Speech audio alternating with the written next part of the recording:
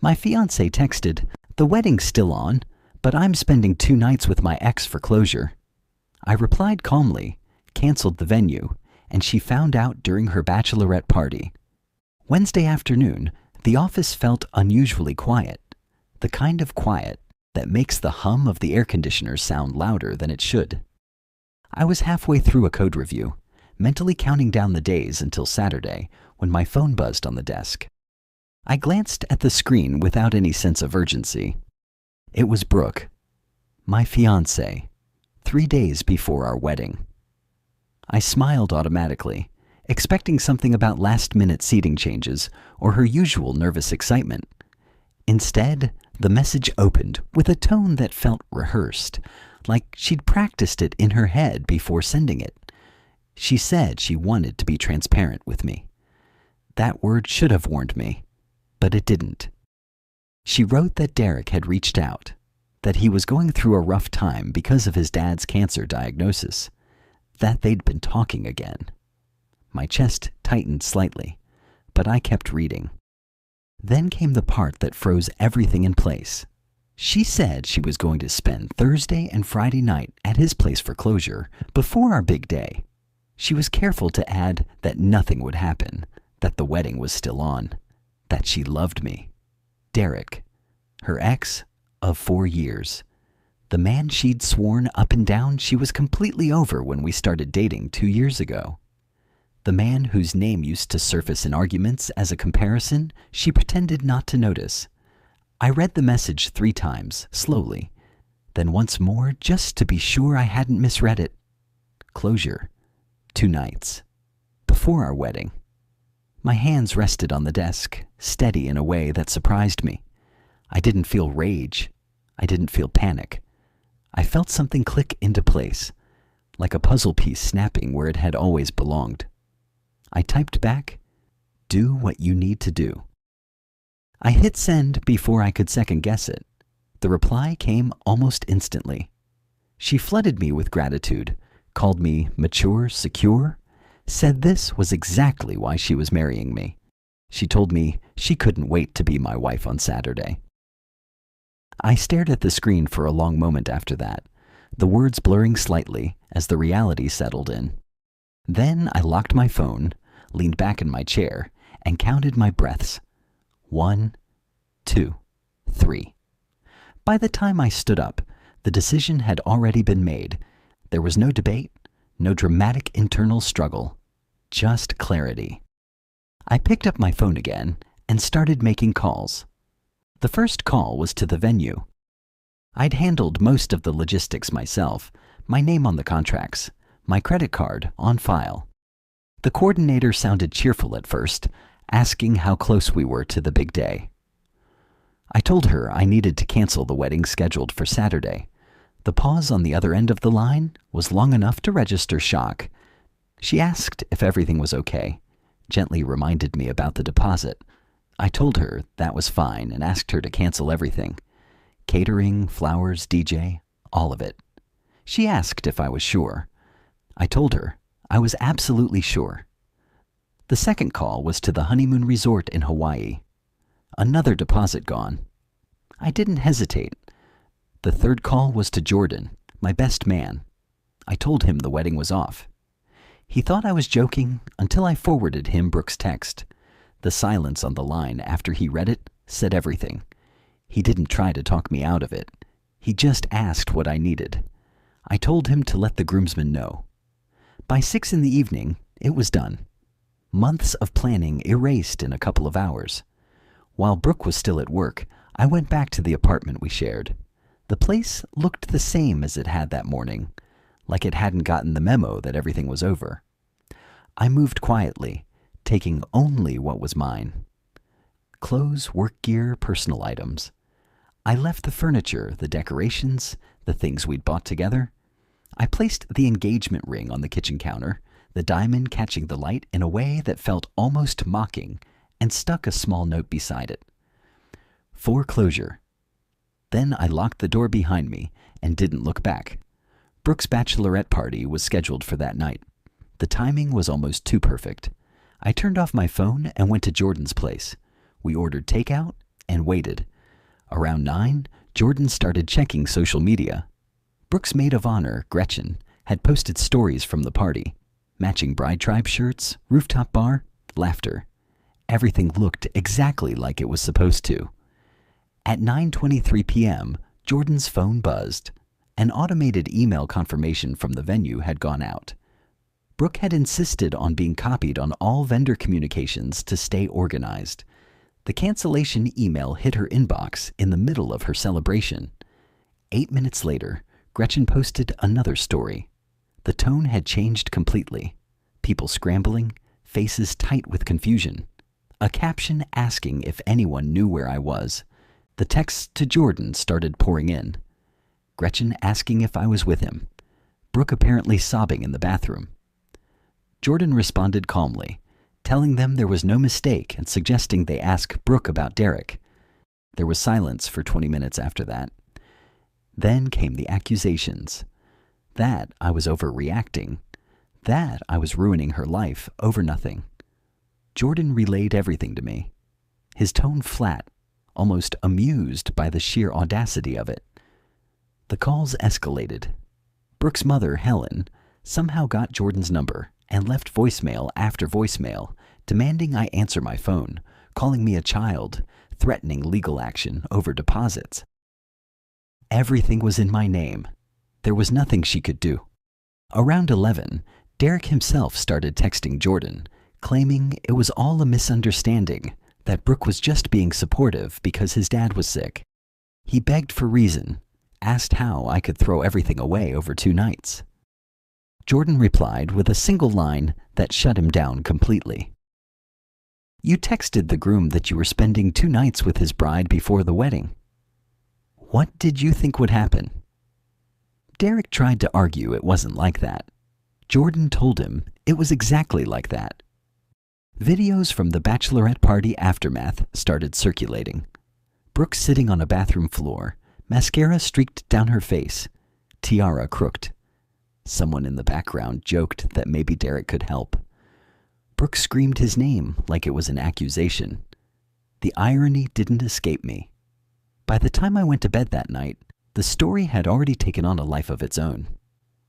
And it was only the beginning. Thursday morning arrived heavy and gray, the kind of morning that feels like it's waiting for something bad to happen.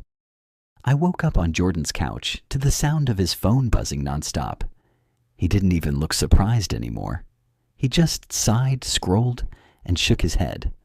Brooke had gone fully public sometime around 3 in the morning. A long Facebook post, carefully written, trying to seize the narrative before it completely slipped away from her.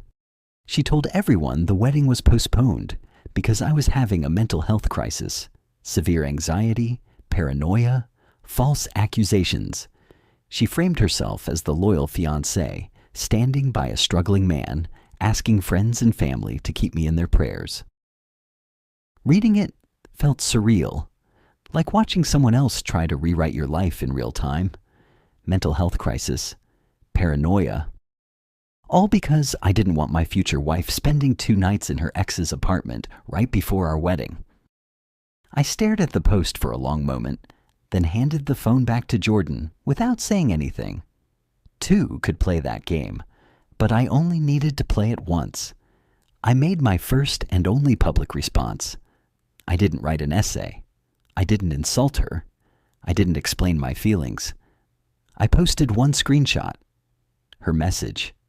The one where she told me she'd be spending Thursday and Friday night at Derek's place for closure before our wedding. I added one sentence below it. No mental health crisis. No paranoia. Brooke informed me she would be spending the 2 nights before our wedding with her ex-boyfriend. I wished her well and canceled the wedding. That's it. I hit post and logged out. Within minutes, the comments turned into chaos. People arguing, taking sides, asking questions she couldn't answer without incriminating herself. Someone pointed out that Derek's dad, who was supposedly dying of cancer, had posted photos from a golf tournament the day before. Another person tagged Derek directly. The story Brooke tried to build collapsed under its own weight before lunchtime. Thursday afternoon is when things escalated from messy to absurd. Brooke showed up at Jordan's apartment with an entire entourage. Her parents, Helen and Roger, Gretchen, and Derek. They actually brought Derek. Jordan had a Ring camera on his door, and with my permission, he recorded everything. Helen started screaming almost immediately, demanding I open the door and talk like an adult. Roger tried a calmer approach at first, saying we'd all invested too much in this wedding to throw it away. Brooke stood in the background crying, calling my name, telling me I was humiliating her. Then Derek stepped forward and said, "Bro, don't do her like this." That was the moment Jordan finally spoke through the doorbell speaker. "Did you seriously bring the guy she was planning to spend 2 nights with to convince him to take her back?" The silence that followed was thick and uncomfortable. Brooke tried to explain, stumbling over her words, saying she just needed to be sure there were no unresolved feelings before getting married. Jordan asked the only question that mattered. "And were there?" She didn't answer. Helen jumped in, accusing me of destroying her daughter's life, threatening to expose what kind of person I really was. Jordan reminded her that the receipts were already public. They stood there making threats until building security arrived and escorted them out. That night, Brooke went to Derek's apartment anyway. She didn't even try to hide it. She posted a story from his couch, wine glasses visible on the table, with a caption about the universe showing you where you're meant to be. So much for nothing happening. So much for closure. By Friday morning, the country club where the rehearsal dinner was supposed to be called me directly. Brooke and her mother were there, demanding they honor the reservation. I told the manager the dinner was canceled, and that if Brooke wanted to host something herself, it would need to be a new booking under her name and her card. Apparently, that didn't go over well. The manager told me she was screaming in the background, demanding to speak to me. I declined.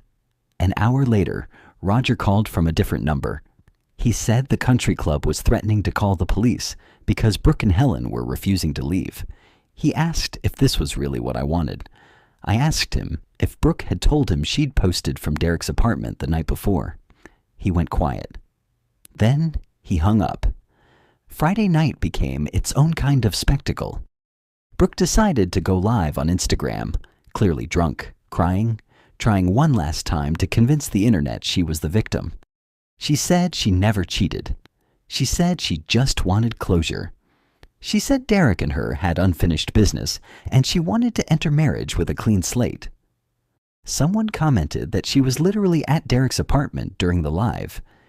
She tried to move the camera, but it was too late. Another comment asked why she'd claimed I was having a mental health crisis earlier, if she was fine enough to be live streaming from her ex's place. She snapped, called me crazy, said no one understood her connection with Derek. The live ended abruptly when Derek tried to grab the phone and told her she was making it worse. Someone screen recorded the whole thing. By morning, it was everywhere. Saturday, the day that was supposed to be our wedding, arrived quietly for me. I was already gone. I'd booked myself a solo trip to the mountains, somewhere peaceful and disconnected. Jordan kept me updated because the chaos hadn't stopped.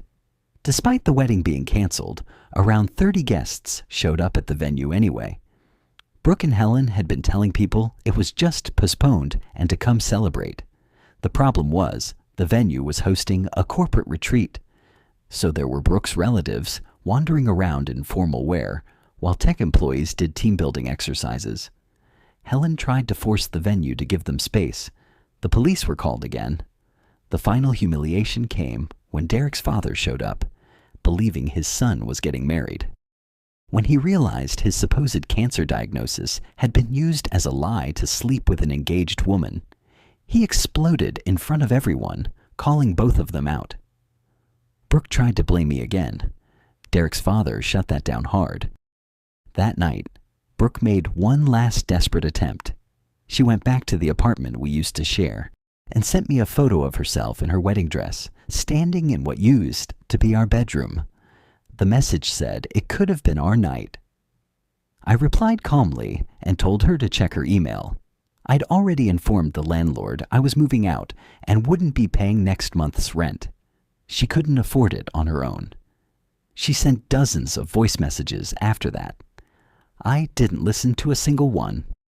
By the time Sunday came, the wedding was a memory. The narrative was shattered, and Brooke was left standing in the consequences of her own choices. By the time Sunday morning rolled around, the noise had started to fade, not because things were resolved, but because there was nothing left to say. The damage was already done. Brooke and Derek made it official almost immediately, like they needed to prove to themselves and everyone else that the destruction had been worth it. She moved into his place after she got evicted from the apartment we used to share, unable to cover the rent alone once I'd formally removed myself from the lease. Derek's place turned out to be exactly what you'd expect from a guy who talked big but never built anything. His mother's basement, cramped, unfinished, and already filled with the remnants of 2 previous failed relationships. Brooke posted smiling photos at first, captions about choosing love and trusting the universe, but the cracks showed quickly. People noticed Derek commenting less, then not at all. Then screenshots started circulating of him active on dating apps, using photos Brooke herself had taken of him months earlier. She pretended not to see it, doubling down online with inspirational quotes about self-worth and soul connections, while quietly spiraling behind the scenes. The family fallout was just as ugly. Helen and Roger's marriage didn't survive the truth coming out. Roger found out Helen had been encouraging the whole closure idea because she believed Derek had money from some imaginary settlement. When Roger realized the man his daughter blew up her engagement for was broke, divorced twice, and living in a basement, something snapped. He filed for separation not long after. Roger sent me an email that was short, raw, and painfully honest. He apologized, said he failed as a father by enabling Brooke's entitlement, said I dodged a bullet he wished he dodged years earlier himself. Derek's father reached out too, embarrassed and furious at his son for lying about cancer to manipulate an engaged woman. He told me he and his wife were cutting Derek off financially until he grew up, if that ever happened. It didn't seem likely. Brooke tried one last angle when sympathy dried up everywhere else. She started telling people I'd humiliated her on purpose, that I'd planned the cancellation to maximize damage. The problem was the timeline. The receipts were everywhere. Her text, the public posts, the videos, the live stream. The story didn't hold. Even her own friends started pulling away. Gretchen eventually apologized to Jordan, admitting Brooke had been texting Derek for months before that Wednesday, planning the closure nights and convincing herself I was too passive to ever walk away. She even admitted Brooke had bought special lingerie for it. That detail didn't hurt the way you'd expect. It just confirmed what I already knew. The decision I made wasn't impulsive. It was overdue. The last bit of closure came quietly. Derek's ex-wife messaged me out of nowhere, welcoming me to what she called the club of people who escaped him.